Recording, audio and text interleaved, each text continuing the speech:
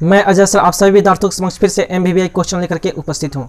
आज हम लोग वर्ग 10वीं के विद्यार्थियों के लिए विषय विज्ञान से भाग अ भौतिकी से पाठ 1 प्रकाश के प्रावर्तन एवं अपवर्तन से सीरीज 5 लेकर के उपस्थित हूँ, क्योंकि इसके पहले हमने सीरीज 1, सीरीज 2, सीरीज 3, सीरीज 4 बना दिया है। आप मेरे चैनल के प्लेलिस्ट में जाकर के देख सकते हैं या उसका लिंक हम डिस्क्रिप्शन बॉक्स में दे देंगे, आप वहाँ से भी जाकर के देख सकते हैं। तो आज हम लोग जो है सीरीज 5 में जो है अवतल दर्पण बने प्रतिबिंब का अध्ययन करेंगे और उत्तल दर्पण बने प्रतिबिंब का अध्ययन करेंगे। साथ ही साथ आज हम लोग अवतल दर्पण के उपयोग एवं उत्तल दर्पण के उपयोग का भी अध्ययन करेंगे। तो जो भी विद्यार्थी इस सीरीज को देख रहे हैं, सीरीज 5 को देख रहे हैं, तो आप जो है इस वीडियो को बिना स्किप किए देखने का प्रयास कीजिएगा, क्योंकि यह प्रश्न बहुत इंपॉर्टेंट है और आपके एग्जाम के लिए बहुत ही उपयोगी है। अगर आप बिहार बोर्ड के एग्जाम की तैयारी करते हैं तो आप जो है पूरे वीडियो को ध्यान से देखिए, या CBSE बोर्ड के भी एग्जाम की तैयारी करते हैं या किसी भी कॉम्पिटिटिव एग्जाम की तैयारी करते हैं तो पूरे वीडियो को ध्यान से देखने का प्रयास कीजिए। तो आते हैं आज के जो प्रश्नों का सीरीज है उस सीरीज को समझते हैं। तो आते हैं इस प्रश्न को समझते हैं। तो आज का सबसे पहला प्रश्न क्या है, मैं जो भी प्रश्न बोलूँगा वो प्रश्न जो है साइड में लिखते हुए दिखाई देंगे और उसका आंसर भी जो जब मैं बोलूँगा तो वह भी उसका आंसर भी साइड में लिखते हुए नजर आएंगे, जो आपको समझ में आ जाएगा। कोई दिक्कत नहीं होगा। हम जो प्रश्न समझा रहे हैं बहुत इंपॉर्टेंट है, VBI प्रश्न है। समझ में आया? प्रश्न क्या है उसको समझते हैं। प्रश्न है कि अवतल दर्पण के सामने जब किसी वस्तु को फोकस एवं ध्रुव के बीच में रखते हैं तो उस वस्तु का प्रतिबिंब कहाँ और कैसे बनता है। आपके एग्जाम में प्रश्न पूछा जाएगा कि अवतल दर्पण के सामने जब किसी वस्तु को फोकस एवं ध्रुव के बीच में रखते हैं तो उस वस्तु का प्रतिबिंब कहाँ और कैसे बनता है। तो इसका आंसर होगा कि अवतल दर्पण के सामने जब किसी वस्तु को फोकस एवं ध्रुव के बीच में रखते हैं तो उस वस्तु का प्रतिबिंब दर्पण के पीछे बनता है, जो आभासी होता है, सीधा होता है एवं वस्तु से बहुत बड़ा होता है। याद हुआ? अवतल दर्पण के सामने जब किसी वस्तु को फोकस एवं ध्रुव के बीच में रखते हैं तो उस वस्तु का प्रतिबिंब दर्पण के पीछे आभासी, सीधा एवं वस्तु से बड़ा बनता है। कोई दिक्कत? समझ में आ गया? समझ में आ गया? फिर से एक बार और बोल देते हैं, आपको याद हो जाएगा। प्रश्न पूछा जाएगा कि अवतल दर्पण के सामने जब किसी वस्तु को फोकस एवं ध्रुव के बीच में रखते हैं तो उस वस्तु का प्रतिबिंब कहाँ और कैसे बनता है। तो आपको बताना है कि अवतल दर्पण के सामने जब किसी वस्तु को फोकस एवं ध्रुव के बीच में रखते हैं तो उस वस्तु का प्रतिबिंब दर्पण के पीछे आभासी, सीधा एवं वस्तु से बड़ा बनता है। तो आशा करते हैं कि आपको ये प्रश्न समझ में आ गए हैं। अगर आपको लगता है कि सभी प्रश्न इंपॉर्टेंट है और आपके एग्जाम के लिए उपयोगी है, जरूर आप मेरे चैनल को सब्सक्राइब कीजिएगा, वीडियो को लाइक कीजिएगा, साथ ही साथ इस वीडियो को शेयर कीजिएगा। एक चीज़ और याद रखिए, इस प्रश्न से वस्तुनिष्ठ प्रश्न भी प्रश्न पूछा जाता है। यह प्रश्न 2 नंबर के पूछे जाएंगे, तो आप इस चित्र को बना करके जो है आप इसका आंसर लिखिएगा। अगर यह प्रश्न 1 नंबर का पूछेगा तो कैसे पूछेगा, तो आपके एग्जाम में प्रश्न पूछ सकता है कि अवतल दर्पण के सामने किसी वस्तु को कहाँ पर रखा जाए कि उसका प्रतिबिंब आभासी होता है, सीधा होता है एवं वस्तु से बड़ा होता है। तो आप याद रखिएगा कि हम अवतल दर्पण के सामने किसी भी वस्तु को फोकस एवं ध्रुव के बीच में रखेंगे, तभी क्या होगा, उस वस्तु का प्रतिबिंब सीधा बनेगा, आभासी होगा एवं वस्तु से बहुत बड़ा होगा। तो इस चीज़ को भी याद रखिएगा। यह प्रश्न जो है वस्तुनिष्ठ प्रश्न में पूछा गया है, तो इसलिए कन्फ्यूज मत होइएगा, घबराइएगा मत। समझ में आ गया? प्रश्न क्या पूछ देगा वस्तुनिष्ठ प्रश्न में? प्रश्न पूछ देगा कि अवतल दर्पण के सामने किसी वस्तु को आप कहाँ रखेंगे कि उसका प्रतिबिंब आभासी, सीधा एवं वस्तु से बड़ा बनेगा। तो याद रखिएगा कि अवतल दर्पण के सामने किसी भी वस्तु को फोकस एवं ध्रुव के बीच में रखेंगे, तभी उस वस्तु का प्रतिबिंब आभासी, सीधा एवं वस्तु से बड़ा बनेगा। अब इस पर एक प्रश्न आता है आपके एग्जाम में। इस फिगर से जो है आपके एग्जाम में एक और प्रश्न पूछता है। इस फिगर से जो है, ये जो फिगर आपको दिखाई दे रहा है, ये चित्र जो दिखाई दे रहा है, इस चित्र से भी आपके एग्जाम में एक प्रश्न पूछा जाता है। वो प्रश्न क्या है उसको ध्यान से सुन लीजिए। प्रश्न पूछ देता है कि अवतल दर्पण का उपयोग हजामती दर्पण के रूप में किया जाता है, क्यों। तो याद रखिएगा कि अवतल दर्पण के सामने जब हम अपने चेहरे को फोकस एवं ध्रुव के बीच में रखते हैं तो हमारे चेहरे का प्रतिबिंब जो है आभासी, सीधा एवं बड़ा बनता है, जिससे छोटी छोटी बाल भी बड़ी बड़ी दिखाई देती है, जिससे हजामत बनाने में आसानी होती है। इसीलिए जो है अवतल दर्पण का उपयोग जो है हजामती दर्पण के रूप में किया जाता है। तो यह प्रश्न जो है आपके एग्जाम में 2 नंबर का पूछता है, तो इसलिए कंफ्यूज मत होइएगा। समझ में आ गया? आपके एग्जाम में प्रश्न कभी कभी पूछ देगा कि अवतल दर्पण का उपयोग हजामती दर्पण के रूप में किया जाता है, क्यों? तो आप क्या कहिएगा कि अवतल दर्पण के सामने जब हम अपने चेहरे को फोकस एवं ध्रुव के बीच में रखते हैं तो हमारे चेहरे का प्रतिबिंब जो है आभासी, सीधा एवं बड़ा बनता है, जिससे छोटी छोटी बाल भी बड़ी बड़ी दिखाई देती है, जिससे हजामत बनाने में आसानी होती है। इसीलिए जो है अवतल दर्पण का उपयोग हजामती दर्पण के रूप में किया जाता है। तो आशा करते हैं कि आपको जो है इस प्रश्न का आंसर भी आपको याद हो गया होगा।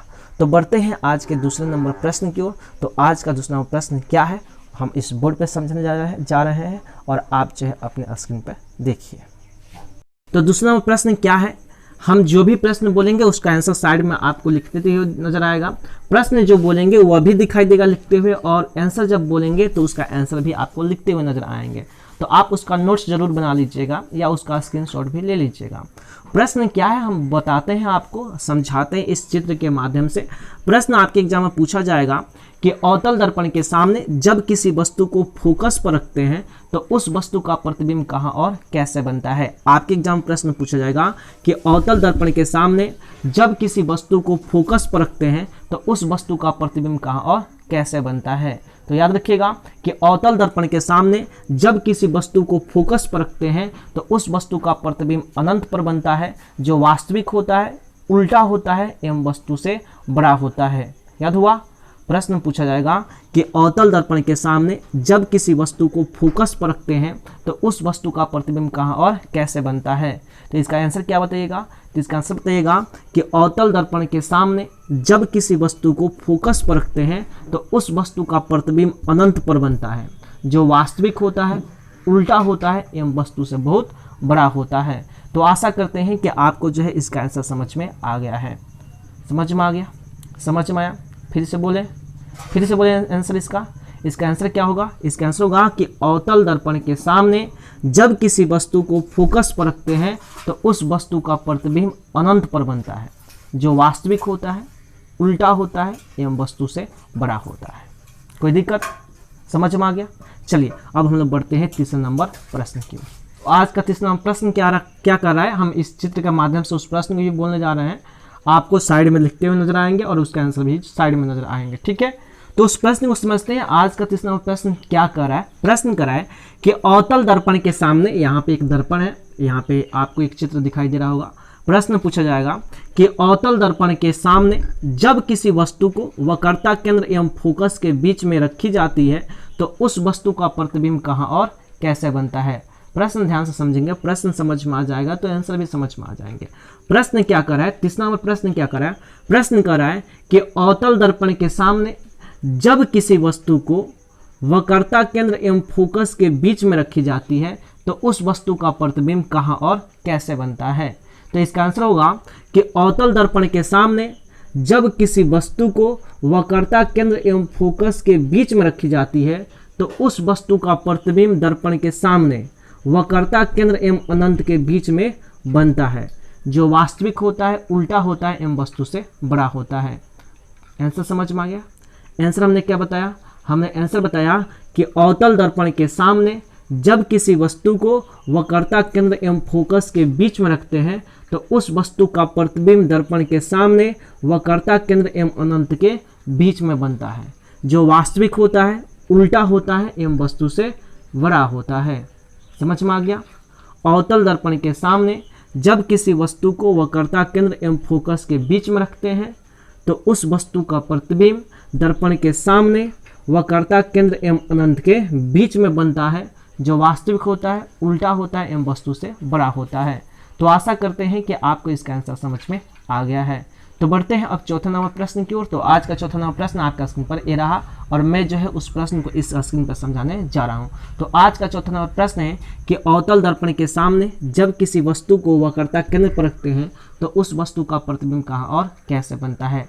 प्रश्न ध्यान से सुनिएगा। प्रश्न है कि अवतल दर्पण के सामने जब किसी वस्तु को वक्रता केंद्र पर रखते हैं तो उस वस्तु का प्रतिबिंब कहाँ और कैसे बनता है। तो इसका आंसर होगा कि अवतल दर्पण के सामने जब किसी वस्तु को वक्रता केंद्र पर रखते हैं तो उस वस्तु का प्रतिबिंब दर्पण के सामने वक्रता केंद्र पर ही बनता है। जो वास्तविक होता है उल्टा होता है एवं वस्तु के बराबर होता है। समझ में आ गया? फिर से इसका आंसर बोल देते हैं। आंसर क्या होगा कि अवतल दर्पण के सामने जब किसी वस्तु को वक्रता केंद्र पर रखते हैं तो उस वस्तु का प्रतिबिंब दर्पण के सामने वक्रता केंद्र पर ही बनता है। जो वास्तविक होता है उल्टा होता है एवं वस्तु के बराबर होता है। तो आशा करते हैं कि आपको इसका आंसर समझ में आ गया है। अगर आपको लगता है कि ऐसे प्रश्न इंपॉर्टेंट है और आपको ये बातें समझ में आ रही है तो जरूर आप मेरे चैनल को सब्सक्राइब कीजिएगा, वीडियो को लाइक कीजिएगा, साथ ही साथ इस वीडियो को शेयर कीजिएगा। तो बढ़ते हैं अब अगले प्रश्न की ओर। तो बढ़ते हैं 5वें नंबर प्रश्न की ओर। तो आज का 5वां नंबर प्रश्न आपका स्क्रीन पर ये रहा और मैं जो है इस बोर्ड पे समझाने जा रहा हूँ इस चित्र के माध्यम से। प्रश्न क्या कर रहा है, प्रश्न जो भी बोलेगा आपको साइड में वो प्रश्न नजर आएंगे और मैं जो भी आंसर बताऊंगा उसको भी साइड में लिखते हुए आपको नजर आएगा। ये बात समझ में आ गई।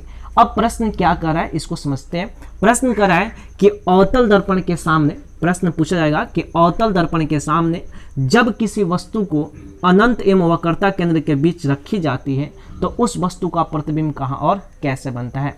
प्रश्न ध्यान से समझिए। प्रश्न पूछा जाएगा आपके एग्जाम में कि अवतल दर्पण के सामने जब किसी वस्तु को अनंत एवं वक्रता केंद्र के बीच में रखी जाती है तो उस वस्तु का प्रतिबिंब कहाँ और कैसे बनता है। तो इसका आंसर होगा कि अवतल दर्पण के सामने जब किसी वस्तु को अनंत एवं वक्रता केंद्र के बीच में रखी जाती है तो उस वस्तु का प्रतिबिंब दर्पण के सामने वक्रता केंद्र एवं फोकस के बीच में बनता है। जो वास्तविक होता है उल्टा होता है एवं वस्तु से छोटा होता है। बातें समझ में आ गई। इसका आंसर क्या होगा कि अवतल दर्पण के सामने जब किसी वस्तु को अनंत एवं वक्रता केंद्र के बीच में रखी जाती है तो उस वस्तु का प्रतिबिंब दर्पण के सामने वक्रता केंद्र एवं फोकस के बीच में बनता है। जो वास्तविक होता है उल्टा होता है एवं वस्तु से छोटा होता है। तो आशा करते हैं कि आपको इसका आंसर समझ में आ गया है। समझ में आ गया? समझ में आके लिखे आ गया होगा तो लिखेगा सर समझ में आ गया।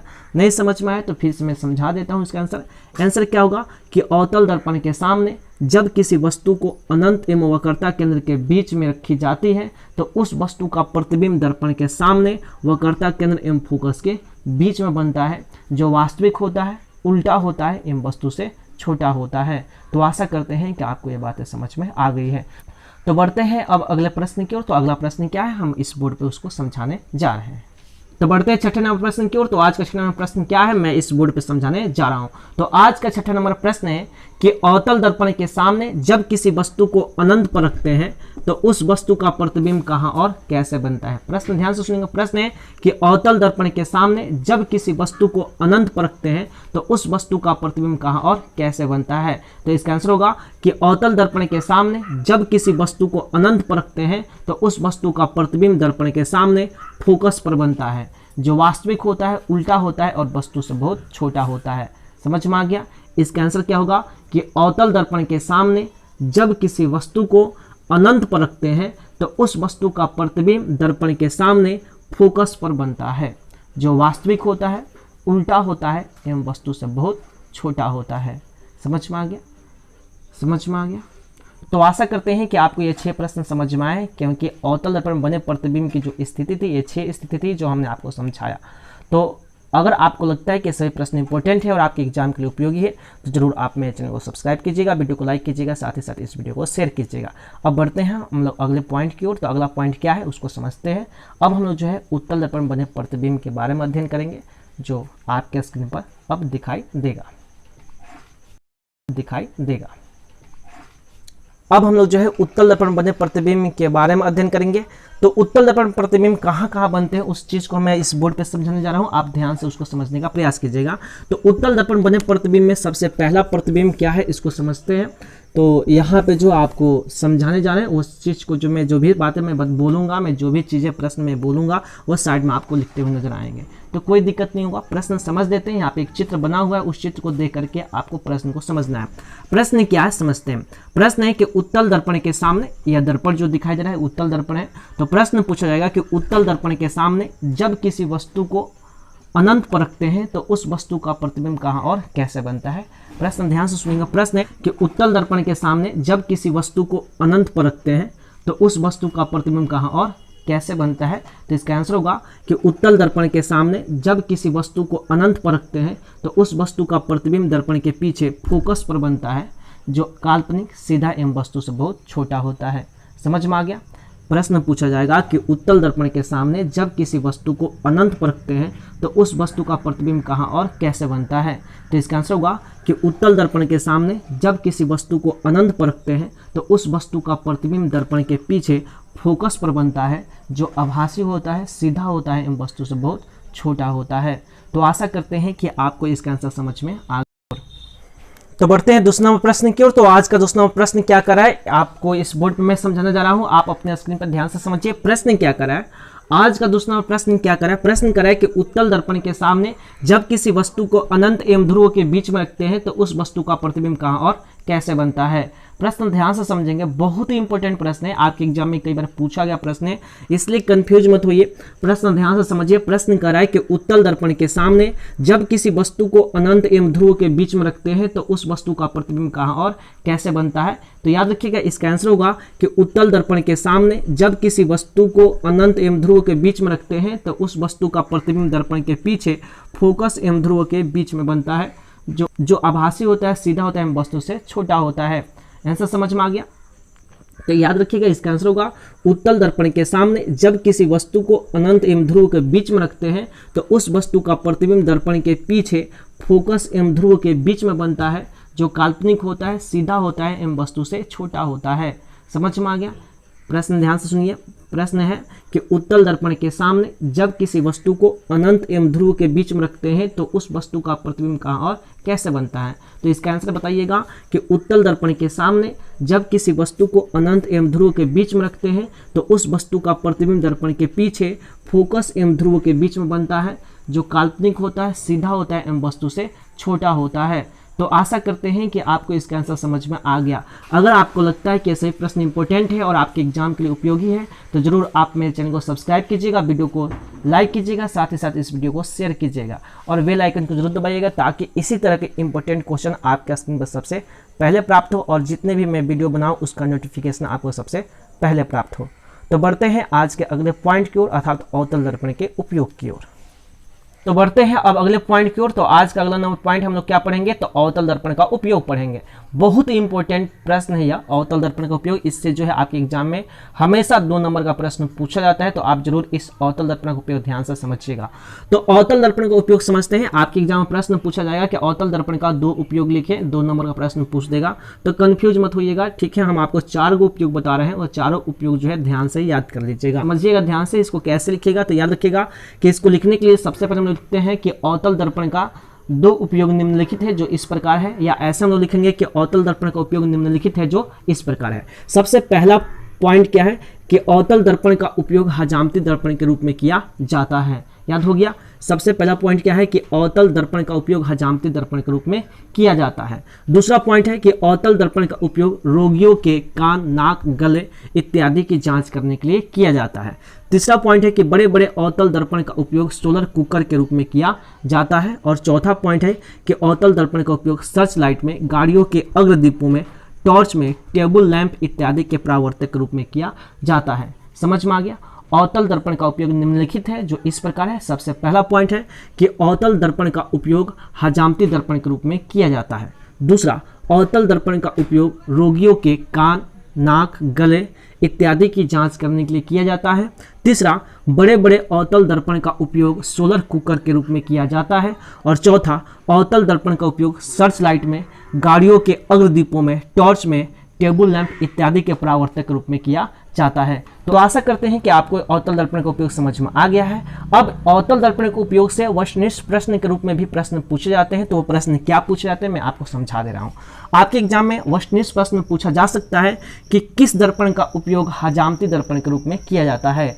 प्रश्न पूछा जाएगा वस्तुनिष्ठ प्रश्न में। कैसे प्रश्न पूछा जाएगा? तो याद रखिएगा, प्रश्न पूछा जा सकता है कि किस दर्पण का उपयोग हजामती दर्पण के रूप में किया जाता है। तो इसका आंसर होगा अवतल दर्पण। ठीक है, इसका आंसर क्या होगा? अवतल दर्पण का उपयोग जो है हजामती दर्पण के रूप में किया जाता है। तो कंफ्यूज मत होइएगा। ठीक है, आपके एग्जाम में प्रश्न पूछा जाएगा कि किस दर्पण का उपयोग हजामती दर्पण के रूप में किया जाता है, तो इसका आंसर क्या बताइएगा?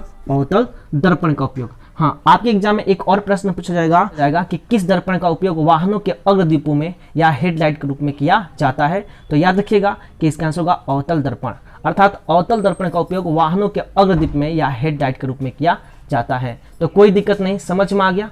वस्तुनिष्ठ प्रश्न में कैसे प्रश्न पूछेगा उपयोग से हमने आपको बता दिया है, कंफ्यूज मत होइएगा। फिर से बोल देते हैं, सबसे पहला प्रश्न पूछेगा वस्तुनिष्ठ प्रश्न में कि किस दर्पण का उपयोग हजामती दर्पण के रूप में किया जाता है, तो इसका आंसर बताना है अवतल दर्पण का। ठीक है, दूसरा प्रश्न पूछा जाएगा कि किस दर्पण का उपयोग जो है वाहनों के अग्रदीप में किया जाता है, तो याद रखिएगा अवतल दर्पण का। कोई दिक्कत? वस्तुनिष्ठ प्रश्न में ऐसे ही प्रश्न पूछे जाते हैं, कोई दिक्कत नहीं। आपके एग्जाम में ऐसे भी प्रश्न पूछा जाएगा कि किस दर्पण का प्रयोग जो है रोगियों के कान, नाक, गले इत्यादि की जांच करने के लिए किया जाता है, तो इसका आंसर बताइएगा अवतल दर्पण का। कोई दिक्कत? कोई दिक्कत नहीं, समझ में आ गया। वस्तुनिष्ठ प्रश्न समझ में आ गया, कोई दिक्कत नहीं है। तो आशा करते हैं कि आपको जो है यह वस्तुनिष्ठ प्रश्न जो है तो आशा करते हैं कि आपको जो है यह प्रश्न समझ में आ गए हैं और इसका आंसर भी समझ में आ गया है। वस्तुनिष्ठ प्रश्न कैसे आ गए हमने यह भी बता दिया, अवतल दर्पण का क्या उपयोग हमने यह भी समझा दिया।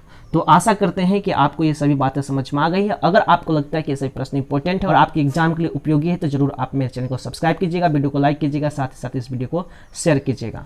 तो बढ़ते हैं अगले पॉइंट की ओर, अर्थात आज का सबसे अंतिम पॉइंट हमने आपको बताया था कि हमने क्या क्या हम लोग अध्ययन करेंगे शुरू में ही, तो उसका सबसे अंतिम पॉइंट जो है अब हम लोग समझेंगे उत्तल दर्पण का उपयोग।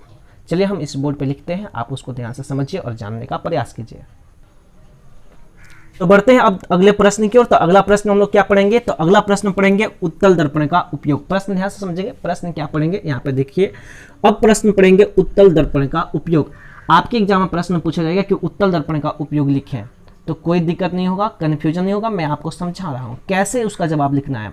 प्रश्न पूछा जाएगा कि उत्तल दर्पण का उपयोग लिखें या उत्तल दर्पण का दो उपयोग लिखें, तो कैसे लिखेंगे? तो इसका आंसर होगा कि उत्तल दर्पण का दो उपयोग निम्नलिखित है जो इस प्रकार है। सबसे पहला उपयोग क्या है? उत्तल दर्पण का उपयोग सड़क या गली में स्ट्रीट लाइट के रूप में परावर्तक के रूप में किया जाता है। सबसे पहला उपयोग क्या है? उत्तल दर्पण का उपयोग सड़क या गली में स्ट्रीट लाइट में परावर्तक के रूप में किया जाता है। और दूसरा उपयोग क्या है कि मोटर कार, ट्रक, बस इत्यादि में उत्तल दर्पण का उपयोग साइड मिरर, पृष्ठदर्शी दर्पण के रूप में किया जाता है। समझ में आ गया?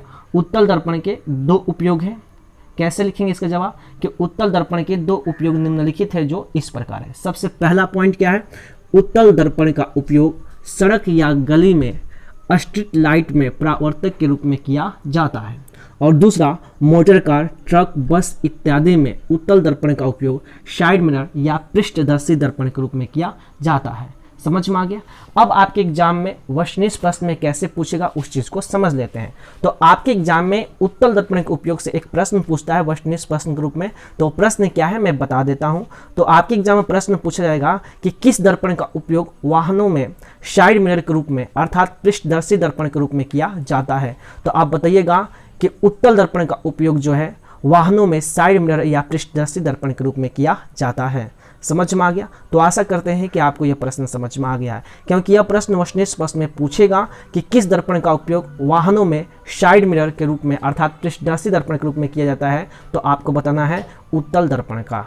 ठीक है, तो आशा करते हैं कि आपको ये प्रश्न समझ में आ गए हैं और हमने जो भी प्रश्न अभी तक बताया, अगर वो आपको लगता है कि सभी प्रश्न इंपॉर्टेंट है और आपके एग्जाम के लिए उपयोगी है, तो जरूर आप मेरे चैनल को सब्सक्राइब कीजिएगा, वीडियो को लाइक कीजिएगा, साथ ही साथ इस वीडियो को शेयर कीजिएगा। इसी के साथ बिहार बोर्ड के जितने भी विद्यार्थी हैं, साथ ही साथ इस देश के जितने भी युवा हैं, उन सभी मित्रों को, सभी दोस्तों को मेरी तरफ से बेस्ट ऑफ लक। जय हिंद, जय भारत।